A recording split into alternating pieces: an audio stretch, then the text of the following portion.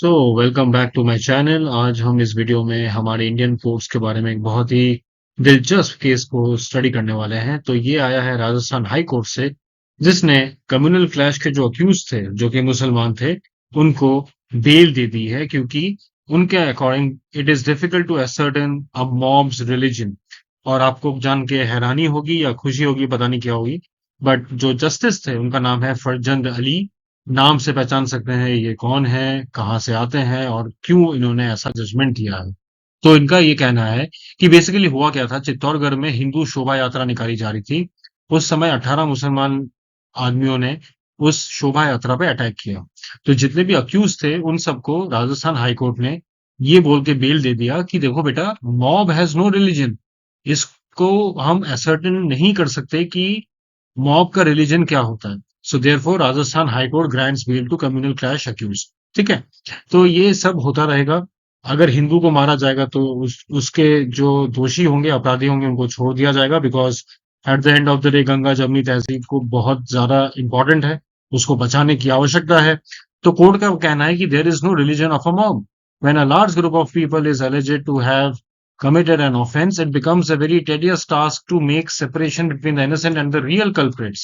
So therefore, जब separation करना बहुत आसान नहीं है, तो हम क्या करेंगे, सारे आरोपियों को छोड़ देंगे। क्यों छोड़ देंगे? क्योंकि जो इस केस में जो विक्टिम्स है वो है हिंदूज, क्योंकि हिंदू शोभा यात्रा निकाल रहा था।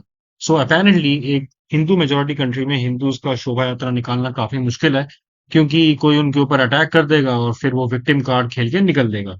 This is the idea of India that they want to protect. Now Rajasthan high court ने 20 मई को ये जजमेंट दिया है। उन्होंने ये भी कहा है कि जो कम्युनल डिस्टरबेंस होते हैं, उसमें जो मॉब इन्वॉल्व होता है, उसका कोई रिलीजन नहीं होता है। कितनी अच्छी बात बोली इन्होंने, है ना?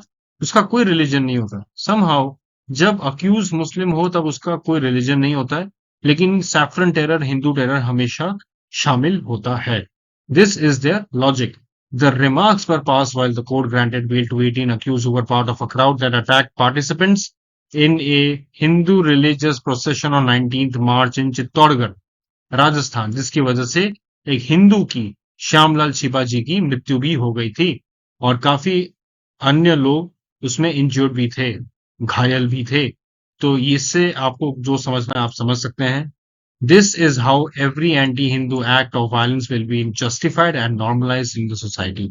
अगर मुसलमान आपको मारे तो उसको सर झुका के एक्सेप्ट करो, यही तुम्हारी डेस्टिनी है, यही तुम्हारा फेट है। और इसी को आइडिया ऑफ इंडिया बोला जाता है। अगर आपने इसके बारे में आवाज उठाई तो आप कम्युनल हैं, आप अनपढ़ गवार हैं, आप मोदी भक्त हैं, और आप बिगट में, आप बिगट मी हैं, है ना? ये आजकल के नए कुछ कीवर्ड्स आए मार्केट में, तो ये सब चीजें आप हैं। अब इसके बाद भी हिंदू लोग सोते रहेंगे, क्योंकि हिंदू को कुछ नहीं करना है। वो अभी भी बेवकूफों की तरह कांग्रेस पार्टी को और उसके जितने भी सहयोगी दल हैं, जिसमें अधिकतर लोग सब इस्लामिस्ट हैं, बोलते अपने आप को सोशलिस्ट है, सामाजिक है, बट है सबके सब इस्लामिस्ट, उनको वोट देते रहेंगे। यही है आज का हिंदू।